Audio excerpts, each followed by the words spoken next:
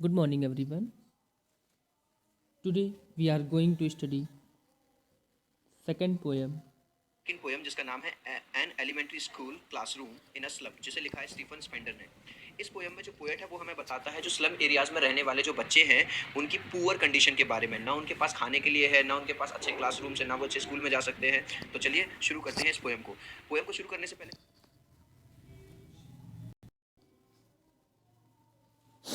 शुरू करने से पहले मैं आप सबको बता दूं कि ये जो पोयम है डिवाइडेड है 4 स्टेंजाज में, और चारों स्टेंजाज में है 8 लाइन। तो अब मैं आपको एक्सप्लेन करूंगा चारों के चारों स्टेंजा। तो चलिए शुरू करते हैं। तो जो फर्स्ट स्टेंजा है वो शुरू होता है फार फार फ्रॉम से लेके और खत्म होता है अदर देन दिस पर। तो चलिए में बैठे हुए हैं और उन बच्चों की जो पुअर कंडीशन के बारे में डिस्क्राइब करते हुए हमें बताता है कि ये बच्चे जो हैं वो वास्तव में अपने जो असली बचपन जो बच्चों का होना चाहिए उस बचपन से दूर हैं। क्योंकि कवि जो है, पोएट जो है, वो क्या समझता है कि जो छोटे बच्चे हैं उनका बचपन कैसा होना चाहिए, उन्हें खेल कूद के लिए अच्छी जगह मिलनी चाहिए, उन्हें अच्छा खाना मिलना चाहिए, उन्हें अच्छे क्लासरूम मिलने चाहिए। लेकिन यहाँ पे स्थिति बिल्कुल उलट है। उन्हें खाने पीने के लिए कोई कुछ नहीं मिलता, वो जो गंदी सी क्लासरूम में बैठे हुए हैं, खेलने कूदने के लिए कोई रिसोर्सेज नहीं है। अब वो बताता है कि इन बच्चों के बाल इतने रफ हैं क्योंकि उनमें कभी तेल पानी या कुछ नहीं मिलता। जिस तरह से आप लोगों ने देखा होगा कि भिखारी वगैरह के बाल देखे होंगे आपने, और उनके बालों की तुलना वो करता है ऐसी घास से जो कि कई दिनों से उखड़ी उखड़ी हुई हो।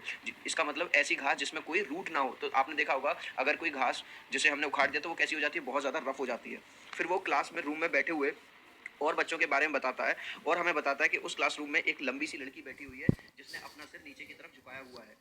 और फिर उसके बाद बताता है कि उस क्लासरूम में एक छोटा बच्चा भी बैठा हुआ है जो कि इतना ज़्यादा पतला है। और वो पतला क्यों है, और पीला सा उसका शरीर पड़ा हुआ है क्योंकि उसे खाने पीने के लिए कुछ मिलता नहीं है। वो इतना ज़्यादा कमज़ोर है, दीवार की तरफ बैठा हुआ है, और ऐसा मालूम पड़ता है कि वो कोई बच्चा है ही नहीं, मानो वो वास्तव में क्या हो, एक वॉलपेपर हो। फिर हमें जो पोएट है वो एक ऐसे बच्चे के बारे में बताता है जो कि क्लास में बैठा हुआ है, जिसकी हड्डियां जो है टेढ़ी मेढ़ी सी हैं। मतलब उसकी बॉडी में कुछ मतलब कुछ एलिमेंट है। और पोएट हमें बताता है कि शायद इसकी ये हड्डियां टेढ़ी मेढ़ी इस वजह से हैं क्योंकि शायद इसके पापा की भी हो सकता है ये चीज़ इसे हेरिडिटी में मिली हो। और उसके बाद लास्ट में जो पोएट हमें बताता है कि क्लास के पीछे एक छोटा सा क्यूट सा बच्चा बैठा हुआ है और वो अपनी ही दुनिया में मस्त है, लेकिन वो दूर से दिखाई नहीं दे रहा क्योंकि क्लासरूम में अंधेरा सा है। और वो अपने ही थॉट्स में खोया हुआ है। वो क्या सोच रहा है कि किस तरह से गिलहरियां खेलते हुए कितने ज़्यादा मज़े करती हैं अपने पेड़ वाले कमरे में। और वो अपने लिए भी ये सोच रहा है कि काश मेरे लिए भी एक ऐसा कमरा हो जहाँ की स्थिति यहाँ से मतलब उसके कमरे में, जिस कमरे में वो बैठा हुआ है वहाँ कुछ नहीं है, गंदा सा रूम है, बदबू सी आ रही है, अंधेरा है। तो वो सोचता है कि मैं किसी ऐसे कमरे में जाऊँ जिसकी स्थिति यहाँ से अच्छी हो, जहाँ पे अच्छी तरह की उसे सुविधा मिले। हम बात कर लेते हैं स्टेंजा में आए हुए क्वेश्चन आंसर की। तो फर्स्ट क्वेश्चन देखिए अपनी स्क्रीन के ऊपर। First, where do you think these children sitting, आपको कहाँ लगता है कहाँ बैठे हुए हैं? तो आपको पता है स्लम एरिया में एक स्लम स्कूल के क्लासरूम में बैठे हुए हैं। These children are sitting in a school classroom in a slum. ठीक है, गंदी सी एक क्लास में बैठे हुए हैं जो कि स्लम में, which is far away from the winds of waves blowing strongly. और वहाँ पे मतलब कोई भी फ्रेश हवा वगैरह कुछ भी अच्छी चीज़ नहीं है। How do the faces and hair of these children look, बताओ इनके चेहरे और इनके बाल कैसे लगते हैं? एकदम बेचारे चेहरे कैसे पतले पतले से, क्योंकि उन्हें अच्छा कोई नरिशमेंट मिली नहीं रहा। बाल कैसे हैं? मैंने आपको बताया था अभी कि जैसे घास वगैरह उखाड़ दी हो तो वो रूखी रूखी सी हो जाती है। The faces of these children look pale, pale हैं। देयर अनकॉम्ड हेयर, मतलब वो कंघी वंगी नहीं है अच्छे से। Uncombed hair look like a rootless white plant. Third, why is the head of the tall girl way down, जो छोट बड़ी सी लड़की है उसका जो सिर है वो नीचे क्यों लटका हुआ है? देखो, see the head of the tall girl is weighed down by the burdens of the world, क्योंकि वो सांसारिक बर्डन्स में इतनी ज़्यादा, क्योंकि हो सकता है घर पे भी उससे काम वाम कराया जाता हो, बहुत बर्डन है मतलब उसके ऊपर। सी फील्स डिप्रेस, वो पूरी तरह से डिप्रेस है, उदास है, इल है, बीमार सी भी, और एग्जॉस्टेड है। डी पढ़ रहा हूँ मैं। What do you understand by the paper seeming boy with red eyes, वो जो पतला सा बच्चा बैठा हुआ है बिल्कुल, जो इतना कमजोर है कि पेपर के समान लगता है, उसके बारे में। It means that the boy is exceptionally thin, बहुत ही ज़्यादा पतला है, वीक है, कमजोर है, और हंग्री मतलब भूखा भी है। अब मैं चलता हूँ नेक्स्ट क्वेश्चन की तरफ। Who is the unlucky air and what will he inherit. देखो, एयर, HEIR, एयर का क्या मतलब होता है? उत्तराधिकारी, जो आने वाला उत्तराधिकारी होता है। जैसे फादर की जायदाद किसे मिलेगी? उसके बेटे को मिलेगी, तो वो हो गया उसका heir. The lean and the thin boy having reds eyes and stunted growth is the unlucky heir, तो वो कौन है? अब यहाँ पे उसके पिता के पास कोई जायदाद तो नहीं है, लेकिन उसके पास चाहिए। What is the stunted boy reciting, वो क्या रिसाइट कर रहा है, क्या पढ़ रहा है? देखो, he is reciting a lesson from his desk, और वो अपनी डेस्क पे बैठा हुआ है या वहाँ पे जहाँ पे भी वो बैठा हुआ है कुछ वो पाठ वगैरह पढ़ रहा है। सी देखिए, who is sitting at the back of the dim class, dim class का मतलब क्या है? अंधेरे वाली क्लास में जहाँ प्रॉपर उजाला नहीं है, रोशनी नहीं है। कौन बैठा हुआ है? सी देखिए answer, a sweet young boy seats at the back of, एक छोटा सा क्यूट सा बच्चा, स्वीट सा दिखने वाला, वो बैठा हुआ है। ही सिट्स देयर अननोटिस्ड, और उसका ध्यान मतलब किसी का भी ध्यान उसकी तरफ नहीं जा रहा, और वो भी किसी चीज पे कोई ध्यान नहीं दे रहा। डी देखिए, his eyes live in a dream, what dream does he have, उसकी आंखों में एक सपना है। क्या सपना है उसकी आंखों में?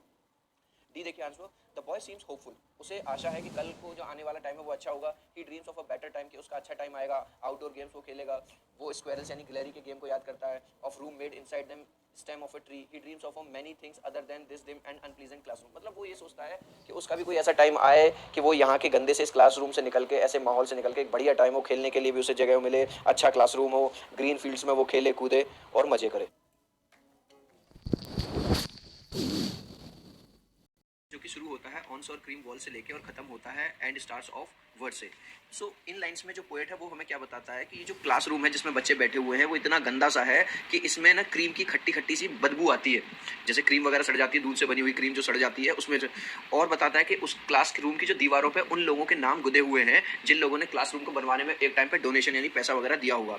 उसके साथ साथ वो बताता है कि दीवार पर कुछ चित्र टंगे हुए हैं, और वो जो चित्र जो टंगे हुए हैं वो क्या है, शेक्सपियर का जो फेस का चित्र बना हुआ है, मतलब वो है एक डॉन कैथेड्रल डोम लगा हुआ है, और इसके साथ साथ ऑस्ट्रिया की एक जो वैली है, पाकिस्तान है, तो वर्ल्ड मैप इसमें अब वो ये कहना चाहता है कि भाई शेक्सपियर का जो चित्र है बच्चों को उसकी ज़रूरत ही नहीं है, जो वर्ल्ड मैप है उसकी ज़रूरत ही नहीं है। क्यों? जिन बच्चों को खाने के लिए अच्छा नहीं मिल रहा, पीने के लिए अच्छा नहीं मिल रहा, खेलने के लिए कोई जगह नहीं मिल रही, उन सब के लिए ये सारी चीज़ें निरर्थक हैं।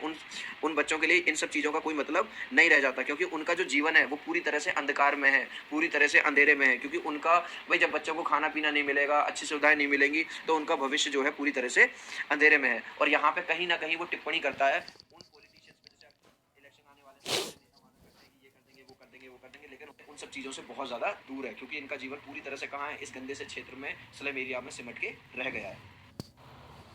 तो चलिए अब हम डिस्कस कर लेते हैं जल्दी से सेकंड स्टेंजा के क्वेश्चन आंसर को। पहला स्टेंजा देखिए अपनी, सॉर क्रीम और ऑफ वाइट कलर है, और वो किस वजह से हो गया, वो जो बदबू सी आती रहती है वहाँ पे, उस वजह से सॉर क्रीम मैंने अभी आपको थोड़ी देर पहले बताया। शेक्सपियर की पिक्चर लगी हुई है, बिल्डिंग्स विद डोम्स, डोम्स की पिक्चर लगी हुई है, संसार का मैप लगा हुआ है, और सुंदर सुंदर घाटी वाला चित्र एक ऑस्ट्रिया वाला वो लगा हुआ है। थर्ड देखते हैं संसार है, उनके बारे में कभी हमें बताता हो किस तरह से वो दोनों संसार अलग अलग हैं। देखो सी का आंसर, जहाँ बच्चों को ना खाने की सुविधा है, ना उनके पास खेलने कूदने के लिए कोई जगह है, जहाँ पे केवल दुख है, बीमारी है, लेकिन वहीं एक तरफ जो दूसरा मैप लगा हुआ है उस भी फोटो लगे हुए हैं, वो शेक्सपियर की लगी हुई है, चाहे वो डोम की लगी हुई है, वो सारी चीज़ें क्या दिखाती हैं, खुशियाँ दिखाती हैं, प्रॉस्पेरिटी दिखाती हैं, रिचनेस दिखाती हैं। ठीक है, तो इस तरह से दो अलग अलग संसार एक ही क्लासरूम में दिखाए गए हैं। एक तरफ ओपन हैंडेड मैप का मतलब देखिए, ओपन हैंडेड मैप कि जो संसार में जो पावरफुल लोग होते हैं, जिनका पैसा होता है, जिनके पास पैसा होता है उन्हीं की चलती है, और वो अपने हिसाब से संसार को चलाते हैं। अवॉर्डिंग टू देयर विम्स, ये बता रहा है किस तरह से पावरफुल लोग पॉलिटिकल, और कभी हमें यहाँ बताने की कोशिश कर रहा है कि इस संसार में ये जो गरीब बच्चे हैं इनकी तरफ कोई ध्यान नहीं देगा, केवल सब लोग अपनी अपनी उसमें लगे हुए हैं, केवल सब लोग जो पावरफुल लोग हैं, जो इंपॉर्टेंट लोग हैं, केवल उनकी तरफ सबका ध्यान रहता है।